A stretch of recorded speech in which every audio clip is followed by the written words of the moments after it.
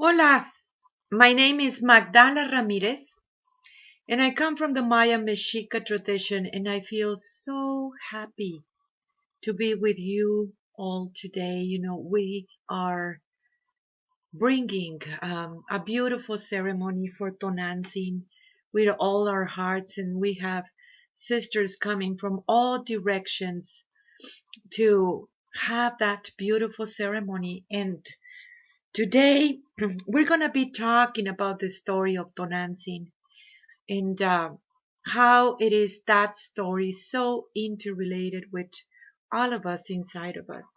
It is very important too for me to announce that we have an openings right now in the School of Enlightenment, in the School of Ascension that it is in my website, as well as to tell you and remind you to download our new app, Messages from the Great Mother, because it has been very, very beautiful how the synchronicities and everything inside of you, in some way receiving that message, it really help you to connect with the one that created you.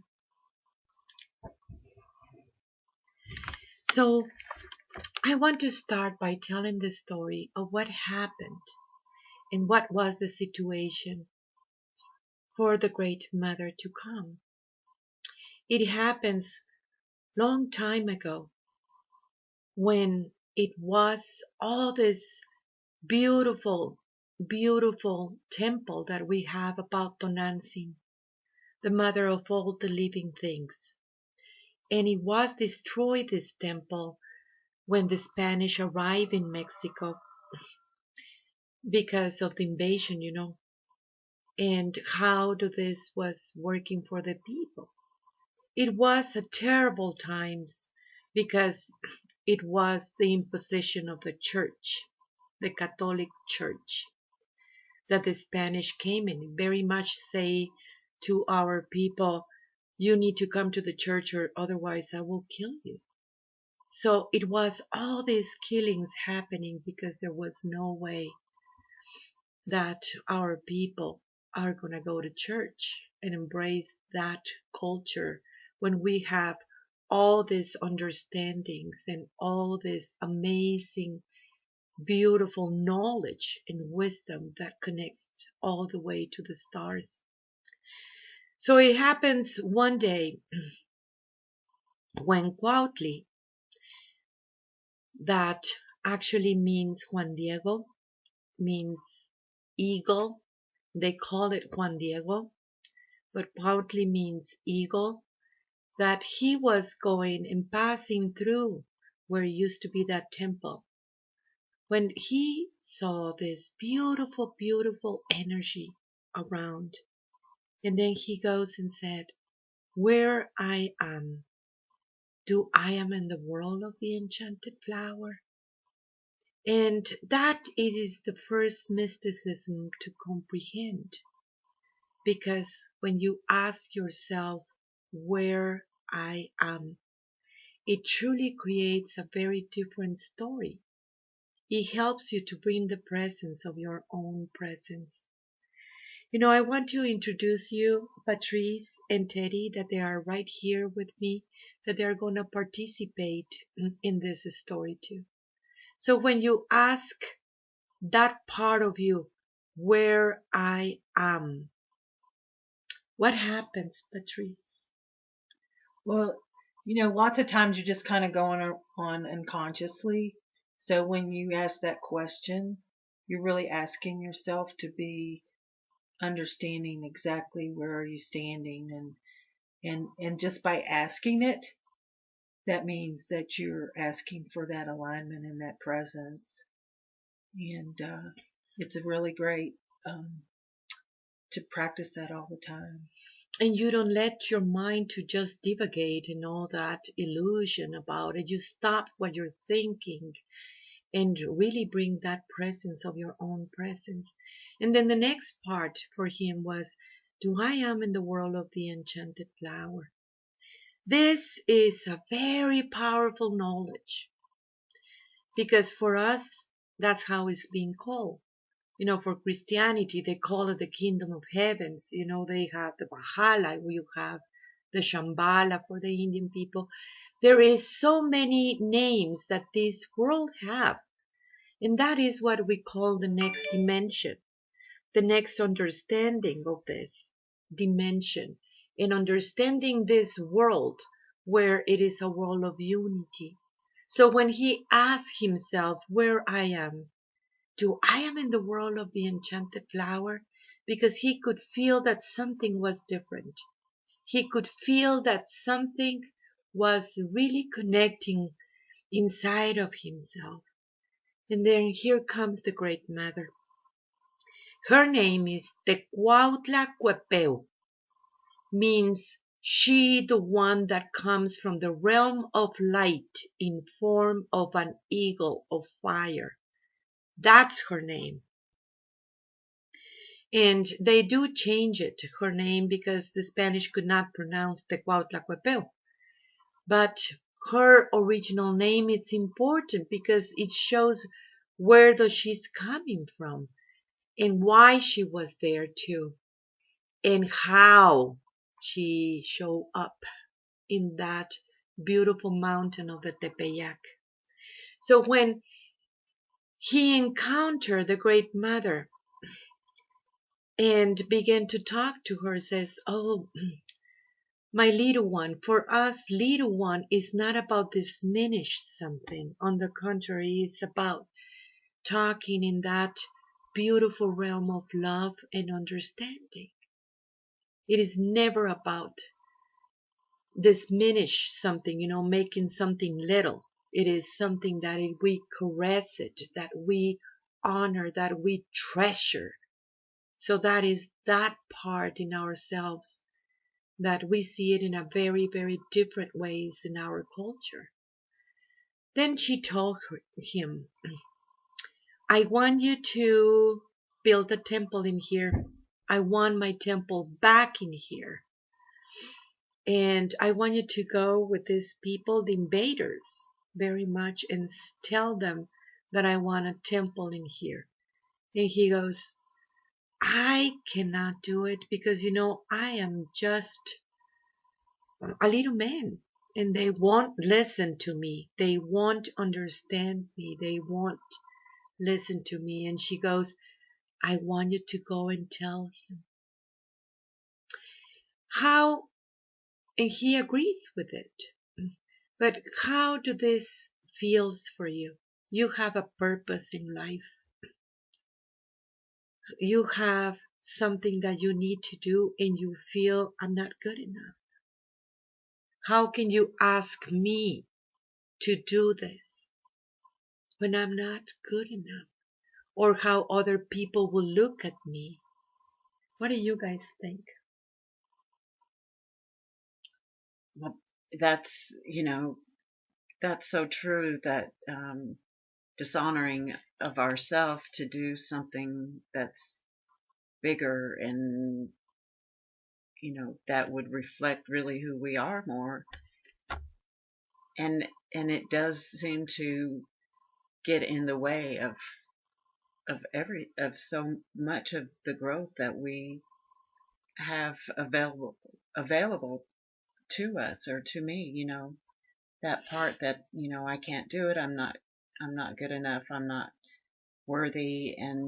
But really it's more of I use it more as an excuse, and then become deeper into those excuses rather than just, doing it because of that I might actually accept myself in what I'm doing. Yeah, I agree. And I see it also in myself, Teddy, because for me to bring in the teachings of the Great Mother that I have been working all my life, I can see the biases of the people, especially in this country, that the only thing that they can see is the color of the skin, that they can only see that part of the Mexican, that in United States is a lower, citizen or something. I don't know, all these crazy things that a country have. And yet, you can feel, and you can see, and you have this urge to bringing forward those teachings back into the people, because the mother wants all her children, all of them together in harmony, and you still need to go and say it. So I understand Cuautli why he says, these guys are the invaders, and they look at me as an indigenous man in my own country, in my own place. So you want me to go and tell the enemy that they need to build a temple in here? I mean, are you out of your mind? Why don't you choose some of those people to just build it for you? And you want me to do this because it needs to be overcome something. It needs to come from me. It needs to come from that part of these biases and these distortions of it. So, yeah, I could see why Cuautli was reacting about this. So he goes there, continuing the story, he goes there with the church people and said, okay, can you listen to me? And they say, you need to wait in there. So he waited in there for the whole day and nobody could listen. Eventually this guy, this priest come out and says, what do you want again? Says, oh, the great mother says that she wants her temple back. And says, yeah, whatever. Practically that's what it says. And he goes back into his house and he was thinking about it. Oh my gosh, I failed because these people is not listening. And it is the great mother that show me and tell me, go and tell them, but they are not listening. Can people relate with it? When you want to say something, this is a world of unity. This is the world of the enchanted flower. And they're not listening. So he went back into his house and his uncle was sick. And he was worried about it. And the next morning when he was passing by over there, here comes the great mother and says, what they told you? And he says, I'm sorry, but they don't listen. You can tell them and tell them, but they won't listen because they can only see the biases. Well, he didn't say it that way, but practically that's what he says. They can only see my part of indigenous, so they are not listening.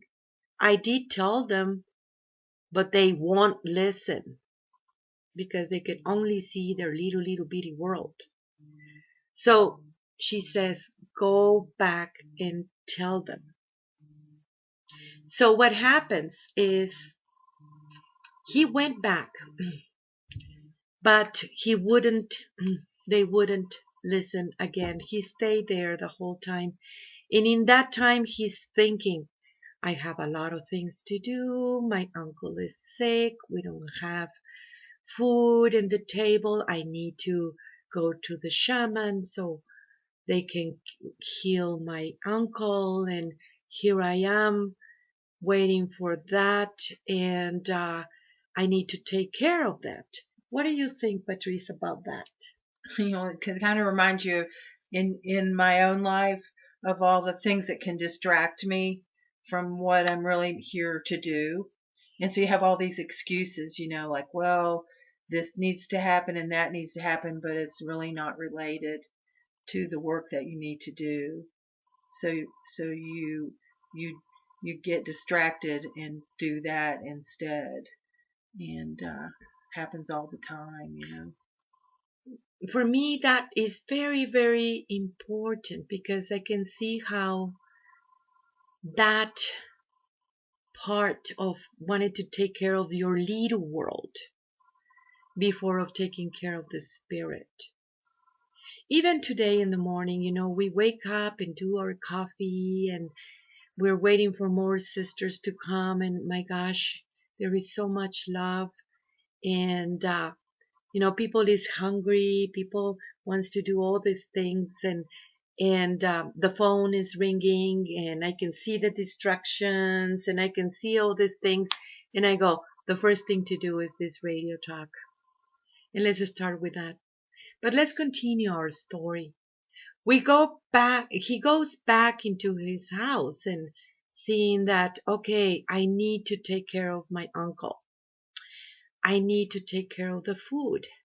So the next day that he's going and passing by, this is kind of a funny one because we have so many relations about this. So here is the great mother and says, what happened? And he pretends not to hear her.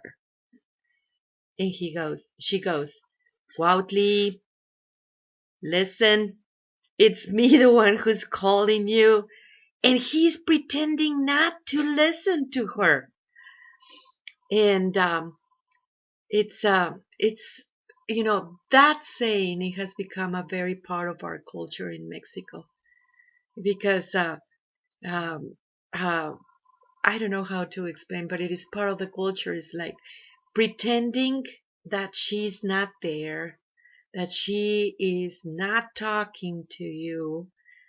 And she goes, why are you pretending not to listen to me? You know that I am here. And finally he says, okay, I was pretending not to listen. But here is my situation. I need to take care of my uncle because he's sick. And I need to bring food in the table. And you want me to go and spend the whole day with these people that they're not listening. And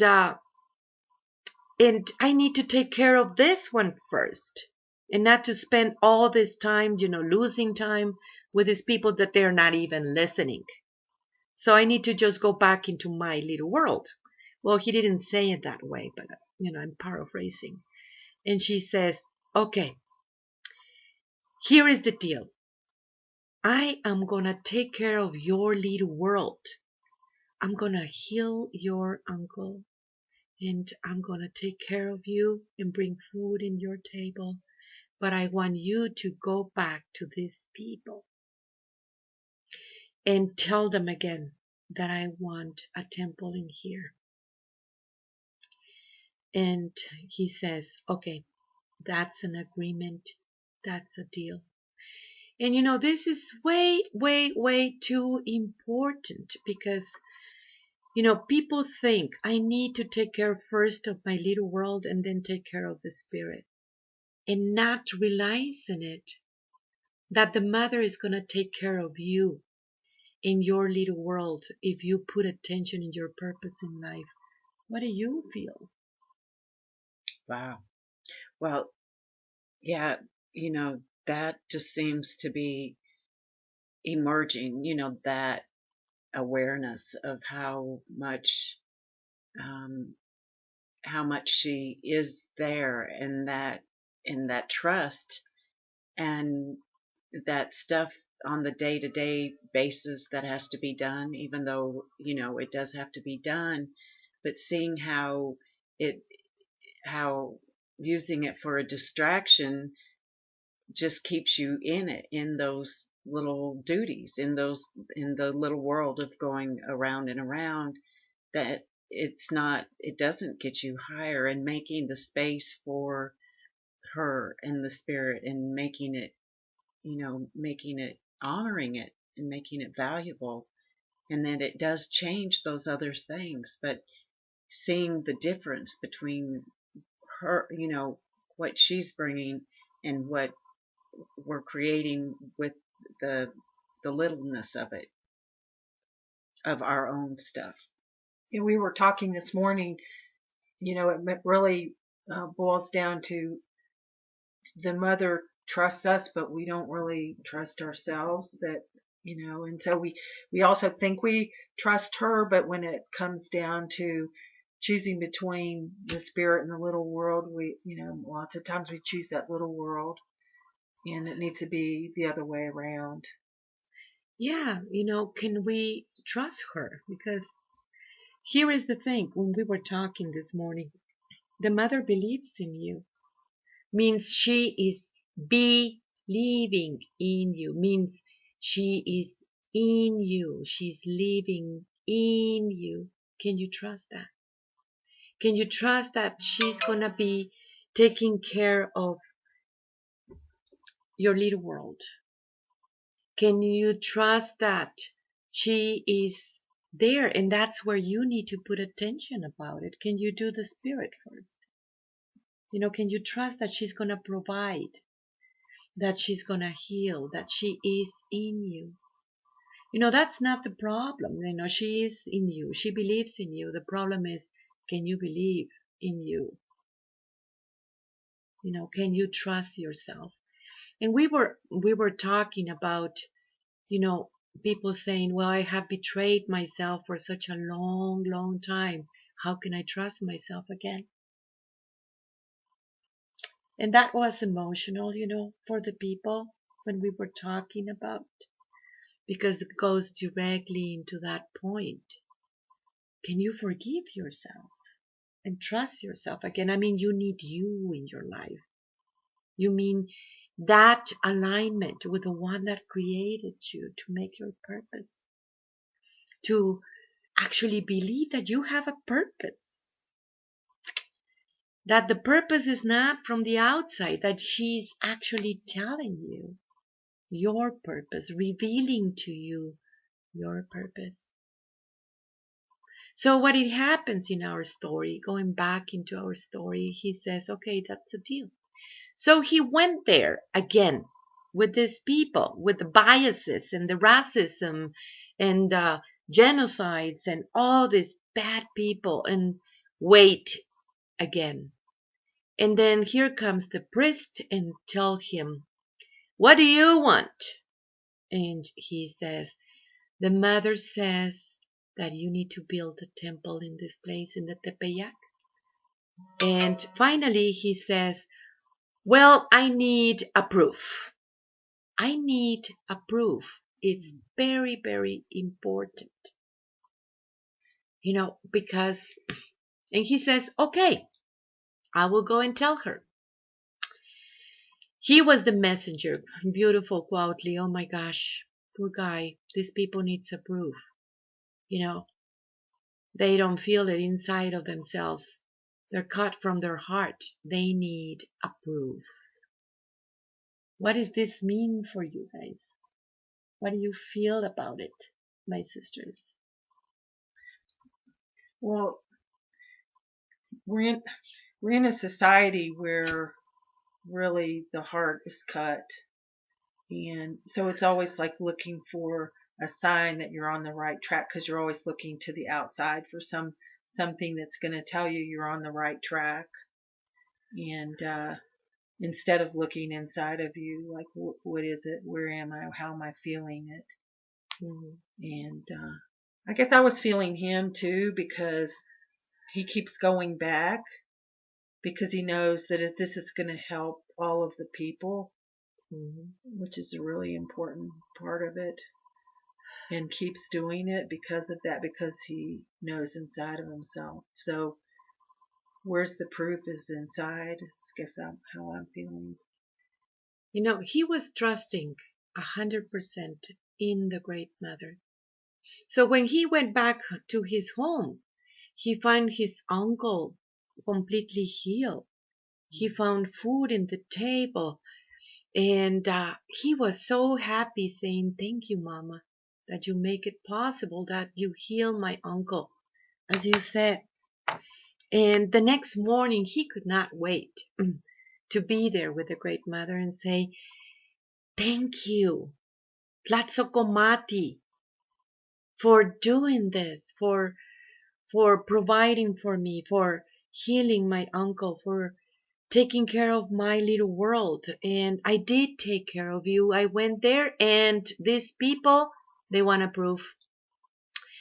In that moment, it was very, very beautiful. You have the ayatl. Ayatl means, it's like, oh my gosh, I don't know how to explain it in English. The ayatl is like a cloth that you use in that time and space, and that is part of your garment.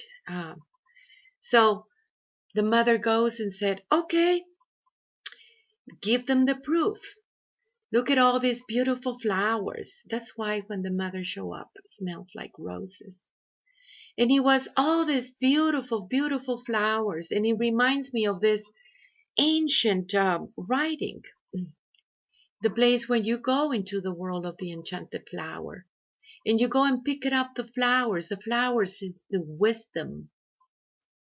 You know, when in our tradition they say, show me your flowers, it means show me your wisdom, where you have been in the world of the enchanted flower, your teachings, your wisdom, you know, let it flourish, let it bloom. So he picked up beautiful flowers, and it was like a big deal because in that time it was winter, so it was no flowers, but it was full of beautiful flowers.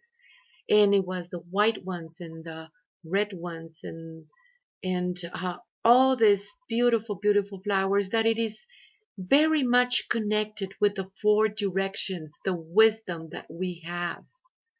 So he picked up all these beautiful flowers and she says, take them to this priest.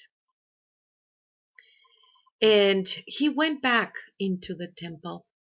I mean, into the priest, we can say, what is it, like headquarters or something? And he waited there again until the priest says, okay, do you have the proof that I ask you? And he says, yes, I do.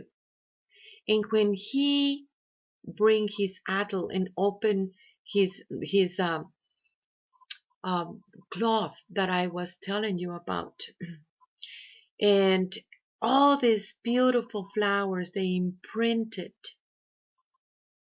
the great mother, Tonanzin Decoded, in his cloth. That I don't know how to say that in English. And that was very, very beautiful because they understood that that temple needed to be done. You see, for them, it needed to be Catholic. For us, that's our mother, Tonanzin. And they did build the temple in the Tepeyac because of that proof. And that it is still in Mexico. And you can go there in the temple of the Tepeyac and you can see how powerful and beautiful that image it is, because each part of it, it is encoded. The dress is encoded with our symbols, our ancient symbols. So for the Catholic, they changed the name because they cannot pronounce the Cuautlacuepeu to Guadalupe, you know. And for us, we said, well, whatever floats your boat, we know who she is. She is our mother. It wasn't about the mother of Christ. It was our mother, the essence of all the life forms. What do you, my sisters, feel about this? Well, going back, the one thing that was so important was recognizing where it all came from. And so he did, but then the other really important part of this is seeing her and recognizing her. And for the people, it was really going to help them live because they recognized her as their mother, the mother of all the living things. And it's part of what I think, we need to do is see her, see all that part of her inside of us. Yeah, you are the great mother. You know, I can see her through your eyes. I can see her through all the life forms. I can see her in the tree, in the flowers, in the rocks, everywhere in me, in every aspect of myself. So here you have it, the story of Tonantzin and the story of the Cuautlacuepeu, and how she has been everywhere, and how she, through her story, shows us where we are and who we are. So we're going to have a ceremony. We're going on top of the mountain and we're bringing the flowers and we're carrying Tonantzin and we're going to sing and tell the story. We're going to bring her voice and make that connection that she is in us. And we're going to be praying for the whole humanity. I am so happy to be doing this, and there is so much love in all this beautiful sisterhood.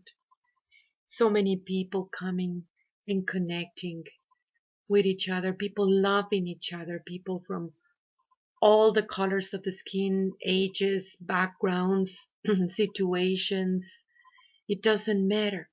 The sisterhood is going, and that's the way of the Great Mother. She wants everyone to love each other. She wants everyone to know that she will take care of your little world if you take care of the spirit, and that it is very important for you to make your work because you are very important. So here we are. Tlatzocomate for your work. Remember that we are open in our school to make spiritual work. You can find it in magdalas.com. That is MAGDALAS.com. And we are open to registrations. We're starting the 21st of December again, and that is the solstice. I love you all so much. I am you. I am Magdala.